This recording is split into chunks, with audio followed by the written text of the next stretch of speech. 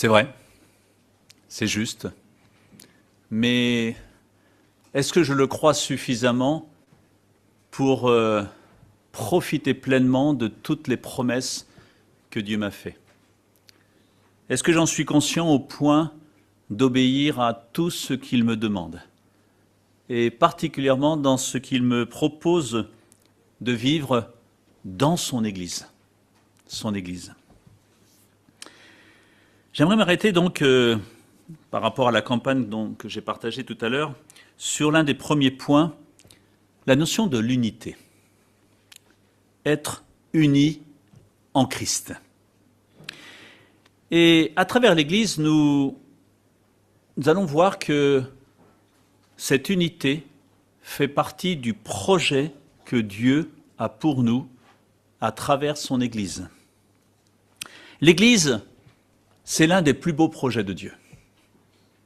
Mais bien sûr, à la condition d'y croire et d'entrer dans ce projet par l'écoute que nous apportons à la parole de Dieu.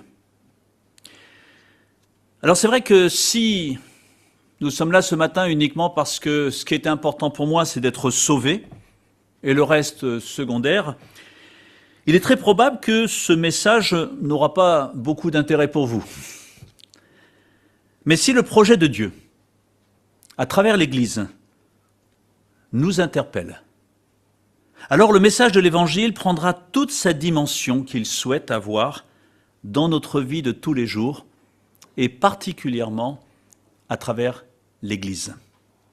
Quand je parle de l'Église, vous le savez, je ne parle pas bien sûr que de cette rencontre dominicale comme ce matin, mais je parle de l'Église qui vit aussi tout au long de la semaine. Ce qui fait la richesse de l'Église, même si en soi ce que je vais dire est une richesse, ce n'est pas son côté club de chrétiens qui aiment se sentir bien ensemble, ce qui n'est pas désagréable, mais c'est la dimension prise par l'Évangile dans notre vie de tous les jours. C'est ça qui est important. Alors bien sûr que c'est agréable d'être bien ensemble, mais il y aurait d'autres manières d'être bien ensemble. Mais là, l'Église a un rôle important. Et cet Évangile, si cher à l'apôtre Paul, est si important par Jésus-Christ au point de nous l'avoir laissé, permet de vivre autre chose que ce que le monde peut proposer dans notre vie de tous les jours. Je vous propose une lecture dans l'Épître aux Éphésiens, au chapitre 4, un texte que peut-être certains pourraient presque me dire par cœur. Mais le plus important, ce n'est pas de le dire par cœur, c'est de le vivre dans le cœur. C'est ça qui est toujours important. Éphésiens, chapitre 4, et je vais lire les 6 premiers versets. Vous pouvez écouter tout simplement, parce que souvent on n'a pas les mêmes versions. Donc écoutons et remettons-nous devant Dieu dans cette écoute. Je vous encourage donc, moi, le prisonnier dans le Seigneur, à vous conduire d'une manière digne de l'appel que vous avez reçu, en toute humilité et douceur, avec patience. Supportez-vous les uns les autres dans l'amour, et forcez-vous de conserver l'unité de l'esprit par le lien de la paix. Il y a un seul corps et un seul esprit. De même que vous avez été appelés à une seule espérance par votre vocation. Il y a un seul Sauveur, une seule foi, un seul baptême, un seul Dieu, il est de tous, agit à travers tous et habite en nous tous. Ce passage commence par « Je vous encourage donc ». Ce « donc » est une manière pour Paul de rebondir sur tout ce qu'il a partagé à travers les 3 premiers chapitres. C'est-à-dire cet appel que nous avons reçu, de devenir, par la grâce de Dieu, une nouvelle créature. Et ensuite, donc, cette nouvelle partie qui commence, qu'on pourrait intituler « Comment mettre en pratique cette nouvelle position en Christ ». Paul fonctionne souvent comme ça dans ses épîtres. une partie théorique, il place le sujet, et ensuite une deuxième partie pratique. Comment vivre ce que je vous ai enseigné? Donc, je vous encourage. Et nous pouvons noter, à travers tout ce que Paul vient de dire, l'accent important qui est mis sur l'Église, et plus particulièrement sur l'Église locale. C'est une lettre qui est envoyée à l'Église d'Éphèse.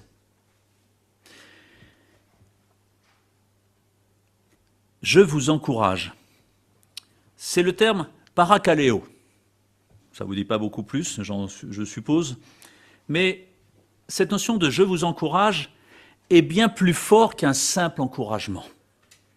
C'est plutôt « je vous en supplie, je vous exhorte, engagez-vous, considérez ce privilège de ce que Dieu a fait de vous et allez-y ».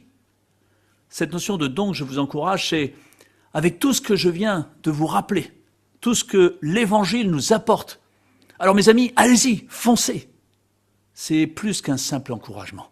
C'est, vu la beauté de ce projet, fonçons ensemble dans ce projet. Et je crois que plus nous comprenons la réalité de l'Église aux yeux de Dieu, et plus nous avons envie de foncer dans ce projet. Parce que l'Église, comme un bel arbre, surtout à cette époque, vous pouvez commencer à le voir, l'Église comme un bel arbre, que mon engagement personnel va lui permettre de porter du fruit, puisque enraciné en Christ. J'aime voir ces arbres qui commencent à prendre de leurs fleurs. C'est beau. Et si l'Église est aussi cet arbre, puisqu'enraciné en Christ, où, par l'écoute de notre Dieu, nous portions du fruit, pour que ceux de l'extérieur puissent dire « Quel bel arbre, quelle belle Église !» J'ai envie d'en faire partie. J'ai envie de connaître ce qui leur permet de vivre ainsi. Alors, l'introduction est assez surprenante. Je vous encourage donc, moi, le prisonnier dans le Seigneur. Dans le Seigneur. Prisonnier. Oui, il est prisonnier, Paul. Mais il est prisonnier pour Christ. Ce qui fait que quelque part, le plus important dans sa phrase, c'est pas prisonnier, c'est pour Christ. Pour Christ. Et cela nous encourage et exhorte que chaque fois que nous nous trouvons dans une situation, chaque fois que nous vivons quelque chose, que ça puisse être comme Paul de dire « pour Christ ». Certes, c'est pas facile, mais je suis avec Christ. Il est là. Alors, j'y vais, j'avance. Et pour que Paul ait cette telle joie dans ce qu'il dit, ce qu'il affirme, cette telle c'est qu'il avait trouvé, lui le religieux, il avait trouvé en Christ autre chose que simplement vivre une religion. Il avait trouvé une relation avec son Sauveur et son Seigneur. Je vous encourage à vous conduire d'une manière digne de l'appel reçu. Pourquoi se conduire d'une manière digne? Parce que j'ai reçu un appel. Dieu m'a appelé. Est-ce que je n'oublie pas un peu trop souvent que Dieu m'a appelé? Certes, Dieu m'a sauvé, mais il m'a aussi appelé, et ce que nous pourrions définir ainsi, à m'engager avec et pour Dieu. De m'engager avec Dieu et pour lui, dans le projet qui est le sien. Entrer dans un beau projet. C'est un peu le sens, en partie, de ce message. Il y a un projet qui nous est proposé, il nous appelle à y entrer. Quelle est la réponse que je lui apporte? Être digne de l'appel que nous avons reçu. Alors, on pourrait se poser la question, mais comment être digne devant Dieu dans ce qu'il nous demande? Nous, des êtres imparfaits. Et puis, quel appel? Et s'il y a appel, quelle réponse j'apporte à cet appel? Cet appel ou cette vocation est clairement, dans cet épître et dans d'autres textes de l'Écriture, elle est clairement en lien avec l'unité au sein du corps de Christ. l'importance dans le projet, dans la réussite du projet de Dieu, de cette notion d'unité. Alors c'est vrai que ça va à l'encontre du chacun pour soi, que parfois notre société aurait tendance à pousser. Si tu veux réussir, pense à toi. La Bible nous dit, si tu veux réussir, pense aux autres. Une différence. Alors, si tout ce que Paul souligne est en lien avec l'unité au sein du corps de Christ, la question se pose naturellement pour nous, quel est notre engagement dans ce sens? Quelle est notre manière de vivre au sein de l'Église? Est-ce que j'entre dans ce projet avec ce désir fort de vivre l'évangile de Christ? Cet évangile, ne l'oublions pas, nous a été donné et a été rendu accessible à la croix, quand Jésus-Christ est mort sur la croix, a ouvert cette porte vers le ciel, nous a confié cet évangile, nous permet de le vivre et d'en profiter jour après jour. Il est accessible, mais c'est de ma responsabilité de vouloir le vivre ou de ne pas vouloir le vivre. Mais le vivre, cet évangile, c'est, me semble-t-il, premièrement, exprimer ma reconnaissance à Dieu pour mon salut. J'étais perdu et maintenant je suis sauvé par grâce. Mais ça va plus loin, parce que je désire maintenant, par la foi, vivre cette vie nouvelle que Paul a développée pendant ses premiers chapitres. Si je suis une nouvelle créature, alors je veux l'expérimenter, je veux la vivre. Je ne suis plus celui que j'étais, parce que maintenant Christ vit en moi. Tout ce que je dis, ce ne sont pas que des belles paroles que la Bible nous dit, c'est une réalité que Paul a connue, a vécue. Et c'est pour ça qu'il nous exhorte. Vivez-le aussi. Croyez que c'est possible. Parce que Dieu nous a donné son esprit pour que ce soit possible, alors que ce n'était pas quand nous sommes tout seuls. Qu'est-ce qu'il nous dit? De nous supporter dans l'amour. Oh, je vais passer rapidement dessus, c'est tellement évident pour chacun de nous. Naturel. Pas tant que ça. Pourtant, la Bible nous dit qu'à l'image de Christ, habillons-nous des qualités que Christ, dans son amour, a manifestées envers nous. Revenons toujours au modèle de Jésus-Christ. Qu'est-ce qu'il a fait pour chacun de nous? Qu'est-ce qu'il nous a montré dans cette relation avec nous? Si Dieu, à travers sa parole, nous dit d'être digne de cet appel, en fait, on pourrait, en réalisant ce que Christ a fait pour nous, se poser cette simple question. Comment imaginer tout et tellement recevoir de Dieu et si peu donner ou apporter à mes frères? Comment imaginer tout recevoir de Dieu et si peu donner à mes frères? Et cette dignité, c'est une manière de dire « je réalise ce que tu as fait pour moi et ce que tu as fait pour les autres ». Et le minimum, c'est pour te montrer cette reconnaissance et que je reconnais ce que tu as fait pour moi, je veux aussi le vivre pour les autres. Parce que tu me le demandes et parce que si toi tu l'as fait, en y trouvant de la joie, alors moi aussi je veux le faire pour également y trouver de la joie. Mais j'ai besoin que tu m'aides. En toute humilité et douceur, avec patience, supportez-vous les uns des autres dans l'amour. Je reconnais que ce n'est pas toujours facile, parce que nous sommes différents, parce qu'il y a un combat dans notre propre nature. Et la différence de l'autre, parfois me dérange, parfois me reprend. Et ne sachant pas toujours comment réagir, je peux réagir de la plus mauvaise manière. Avec orgueil, avec brutalité, avec une envie que ça se règle rapidement. Tout le contraire de « en toute humilité et douceur, avec patience, supportez-vous les uns les autres ». Humilité, par opposition à l'orgueil. Paul insiste sur l'unité de l'Église et sait que c'est souvent notre orgueil qui est source de division. N'oublions pas que le problème personnel, c'est un problème du moi.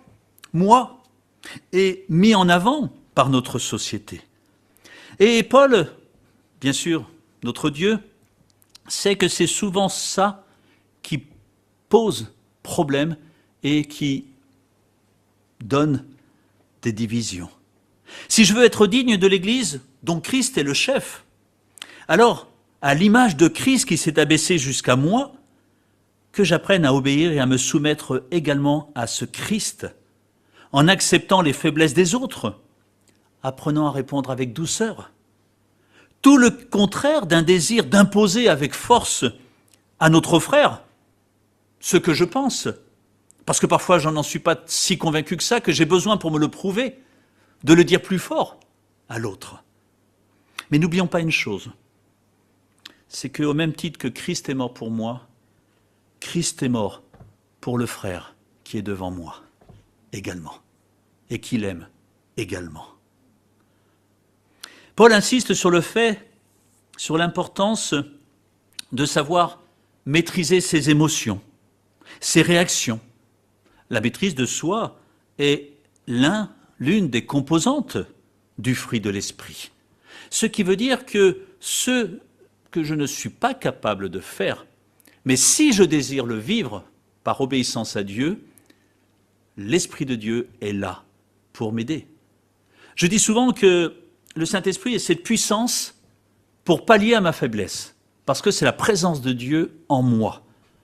Mais au même titre qu'avoir un gros moteur puissant, c'est important, il ne fonctionne que si j'appuie sur la pédale d'accélérateur. Si je me dis simplement, mais quel beau moteur j'ai devant moi,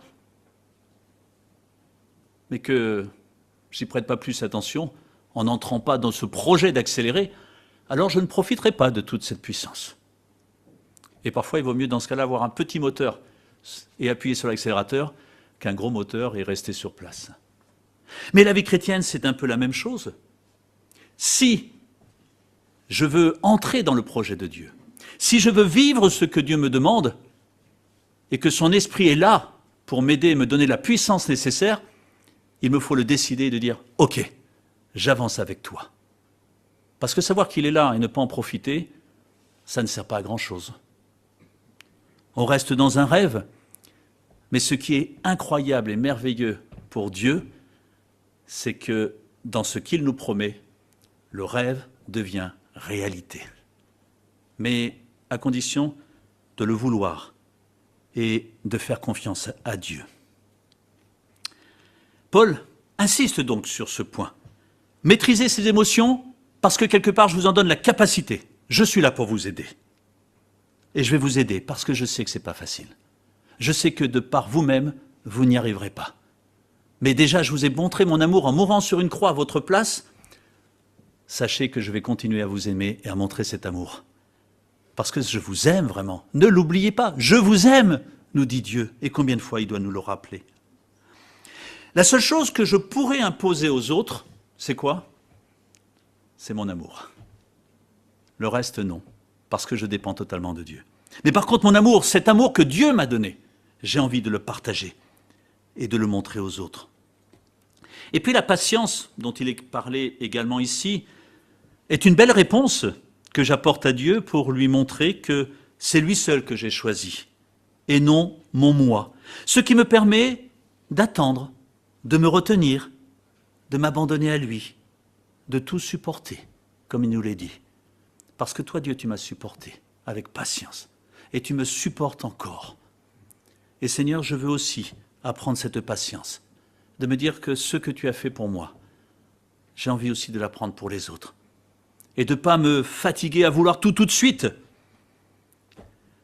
Je suis crucifié avec Christ, dit Paul, et ce n'est plus moi qui vis, mais Christ qui vit en moi. Et c'est important pour lui. C'est Christ qui vit à travers moi, et c'est non l'Église qui vit à travers moi. C'est pas à moi de conduire l'Église selon mes envies, mais c'est Christ qui vit à travers moi. Et cela doit se voir. Et quand je ne réagis pas comme Dieu souhaiterait, c'est que quelque part, j'ai mis Christ un peu de côté. Peux-tu me donner 5 minutes que j'aille régler ce problème avec un tel? Parce que tu sais que je ne le supporte pas. Mais si tu es là, tu vas empêcher mon moi de réagir comme il a envie de réagir. Et Dieu me dit non. Parce que tu seras d'autant plus malheureux après coup, alors que ma méthode, elle marche. Parce que tu en as profité. confiance en Dieu dans ce qu'il nous dit. Et ce sont ces habitudes d'humilité, de douceur et de patience qui encouragent et préservent l'unité parmi les chrétiens. Ce sont les bases de l'unité. Vouloir être au-dessus, vouloir reprendre sans douceur, ne crée pas l'unité, mais plutôt la division.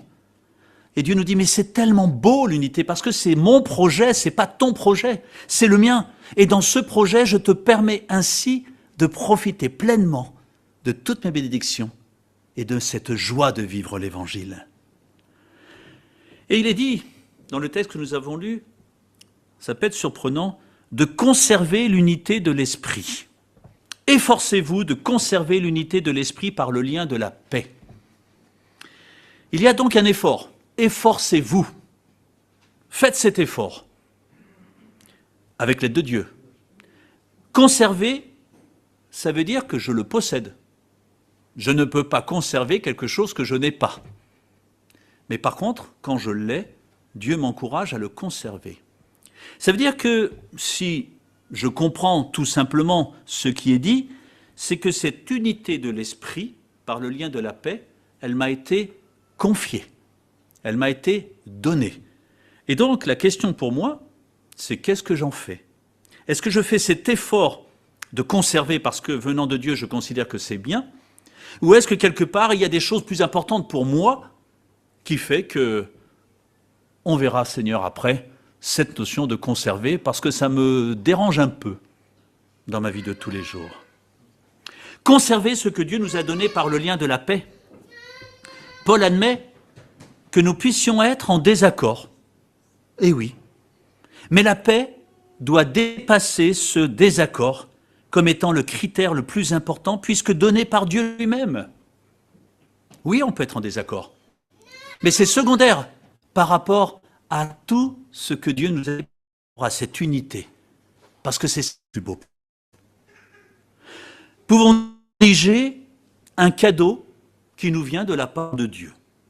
C'est une question que je me suis posée en préparant ce message. Est-ce que, Pascal, tu es capable, est-ce que tu oserais négliger un cadeau qui t'a été donné de la part de Dieu? Ou est-ce que ton moi est encore, pour toi, une valeur plus importante que les cadeaux que Dieu te fait? Et je peux vous dire que ça vous reprend quand vous réfléchissez à ça. Parce que vous dites, mais ce cadeau de Dieu, il est bon ou il n'est pas bon? S'il est bon, je veux le vivre. Mais comment imaginer, qui oserait dire, un cadeau que Dieu nous donne ne peut pas être bon? Bien sûr, puisque ses plans sont parfaits, que sa volonté est bonne. Alors, conserver, ça nous rappelle que nous sommes dans son plan et que nous pouvons y rester. Dans le plan de Dieu, dans le projet de Dieu. Je conserve ce qu'il m'a donné pour pouvoir le vivre. Ça veut dire aussi que si je ne le conserve pas, je sors un peu du plan que Dieu a pour moi et je néglige une partie de sa volonté. Prenons simplement la décision de maintenir en toute occasion la paix entre nous en se tolérant les uns les autres avec amour, même lorsque nous sommes en désaccord. Et c'est à ce moment-là que j'apporte une réponse à Dieu. Est-ce que ce cadeau que tu m'as donné, je veux le conserver? Ou est-ce que quelque part, je veux le mettre juste dans un placard, parce qu'on ne sait jamais, on pourra en avoir besoin un petit peu plus tard. Mais Dieu veut que nous le vivions en permanence, pour ma joie. Il s'ensuit une liste de composantes de cette unité, sur lesquelles je ne vais pas m'arrêter longuement, mais qui nous rappelle que nous sommes appelés tout simplement à demeurer en Christ. Un seul corps. Ce qui veut dire attention à toute division. Parce que dès qu'il y a division, il y a deux corps. Or, ce n'est pas dans mon plan, ce n'est pas dans mon projet. Et attention de ne pas rejeter ceux qui ne pensent qu'un seul corps. Et cette définition, les contours de cette Église ne m'appartiennent pas. Elles appartiennent à Dieu. Qu'est-ce que je fais? L'unité de cette Église qui appartient à Dieu. Un esprit qui est exclu automatiquement, immédiatement, mon moi. C'est-à-dire, qu'est-ce que je pense, moi? Non. Qu'est-ce que tu penses, Saint-Esprit?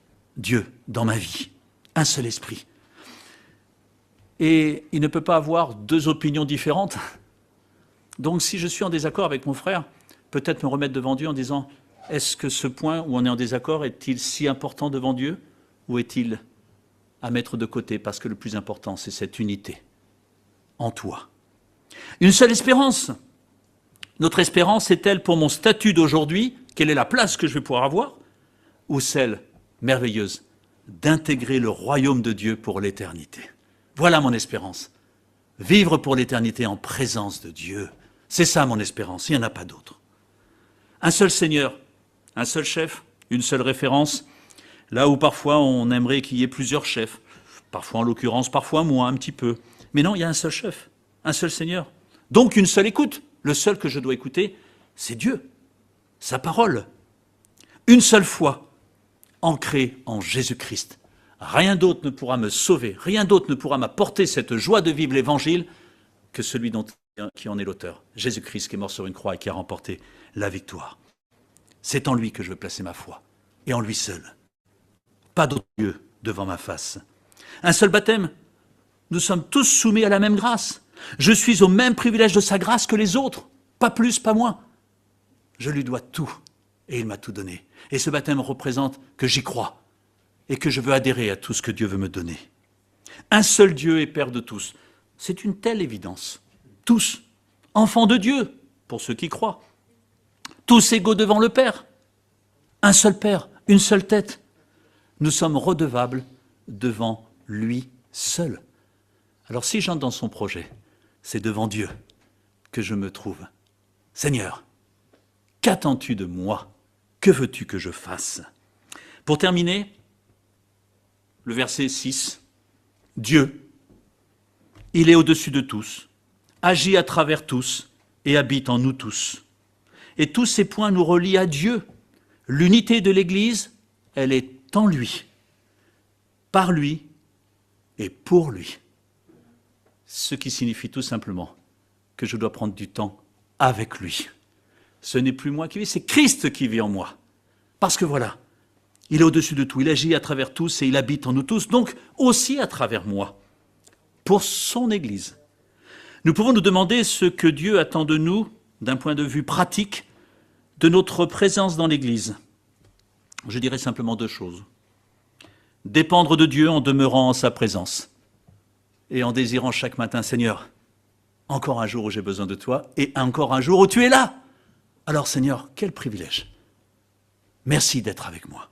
Dépendre de Dieu. Et la deuxième chose, c'est ton Église. Tu m'as sauvé par grâce alors que je ne méritais pas. Et tu me demandes de préserver l'unité que tu m'as confiée. J'ai donc ma responsabilité, par la paix. Je veux privilégier cela en reconnaissance de tout ce que tu m'as donné, de l'amour incroyable et immérité que tu as pour moi. Alors oui Seigneur, aide-moi à vivre l'unité de l'Église, parce que c'est beau, ça t'appartient, et c'est une source de bénédiction pour chacun de nous. Impossible, sans Dieu, impossible. Avec Dieu, tout est possible. Que nous puissions nous s'appuyer sur cette promesse. Rien ne viendra égaler tes promesses, parce qu'elles sont fortes et elles sont grandes. Je vais terminer par la prière et je crois qu'il y a un chant après. Voilà. Seigneur notre Dieu, nous te remercions parce que tu nous as tout donné. Seigneur, nous sommes au bénéfice de ta grâce. Seigneur, nous pouvons profiter de tes bénédictions parce que tu nous aimes. Seigneur, tu nous as confié une place dans ton Église parce que tu veux que nous entrions dans ton projet. Mais pour que tout fonctionne, pour que nous profitions pleinement de toutes les bénédictions qui sont liées à ce projet, tu nous demandes de vivre dans l'unité, de préserver cette unité, c'est-à-dire de te laisser plus de place que ce moi qui est parfois trop présent. Seigneur, nous croyons tous que vivre dans cette unité, vivre au sein de ton Église, c'est une source de bénédiction, parce que cette Église, elle t'appartient. Alors Seigneur, bénis-nous ensemble, garde-nous unis, et que je sois à ton service dans cette Église où tu nous as placés. Et merci Seigneur de nous aimer autant, chacun de la même manière, au point d'être mort sur la croix pour chacun de nous, Seigneur. Merci. Amen. Donc il y a un chant en lien avec la notion de l'unité, et que nous le chantions en pensant à ces paroles.